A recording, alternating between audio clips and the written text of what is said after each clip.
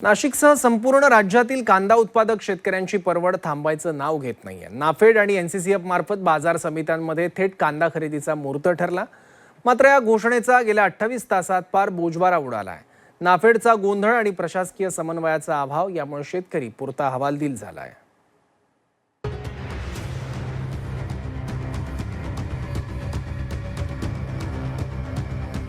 कांदा खरेदीत नाफेडचा गोंधळ,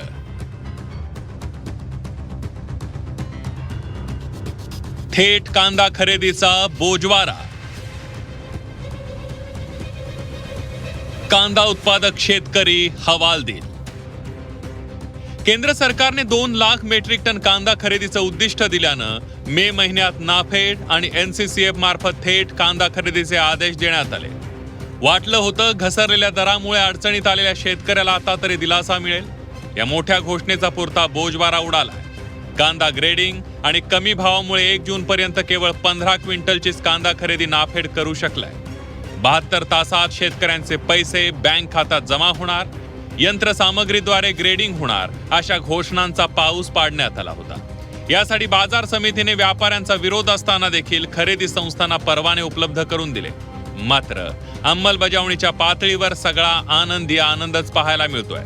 तर दुसरीकडे सरकारी कांदा खरेदीला किरकोळ प्रतिसाद मिळत असल्याचं बाजार समितीचं म्हणणं आहे।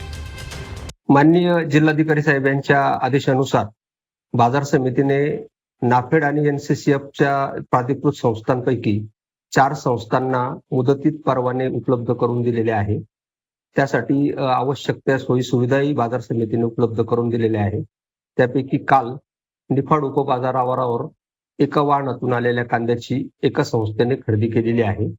उर्वरित संस्था कांदा खरेदीसाठी आल्यास त्यांना बाजार समितीतर्फे आवश्यक त्या सुविधा उपलब्ध करून देण्यात येतील। थेट खरेदीचा निर्णय झाला खरा, मात्र सेंट्रल वेअर हाऊसिंग कॉर्पोरेशन म्हणजेच सीडब्ल्यूसीच्या भूमिकेबाबत अजूनही अनिश्चितता आहे।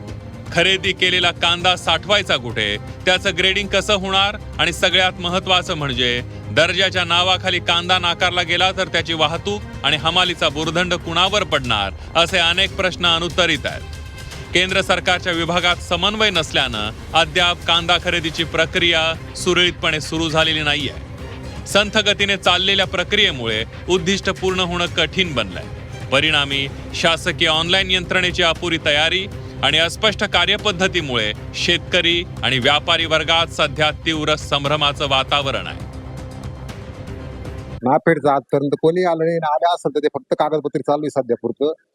फक्त आम्ही एवढा कांदा घेतलाय, फक्त लिखापट्टी चालू आहे आणि आजपर्यंत कोणी कांदा घेतलेला नाही, फक्त दाखवायला चालू आहे। खरेदी करायला तर नाही, ते सोमवारपासून चालू झालेलं आहे नाफेडचं काय आजपर्यंत इथं काहीच आलेलं नाही, काहीच नाही। एक कांदा पण घेतलेला नाही काही नाफेडचं, फक्त नाव आहे का नाफेडचं एक कांदा नाही। शेतकऱ्यांना असं झालंय का जे खतं वगैरे वापरतात ना त्याचे पण पैसे नाही होऊ राहिले। 4 रुपये 5 रुपये किलो कांदे जाऊ राहिले। चांगल्या कांद्याला पण 8, 9, 10 रुपये भाव चालू आहे। तर शेतकऱ्यांना साधं त्यांचं भांडवल पण तयार होत नाही, अशी परिस्थिती आहे। तर सरकारने थोडीशी काळजी घ्यायला पाहिजे होती का साधारण 2,500 ते 3,000 रुपये हमी भाव द्यायला पाहिजे होतं। थेट खरेदीच्या केवळ घोषणा करून शेतकऱ्यांचे प्रश्न सुटत नसतात, तर त्यासाठी प्रभावी अंमलबजावणीची गरज असते।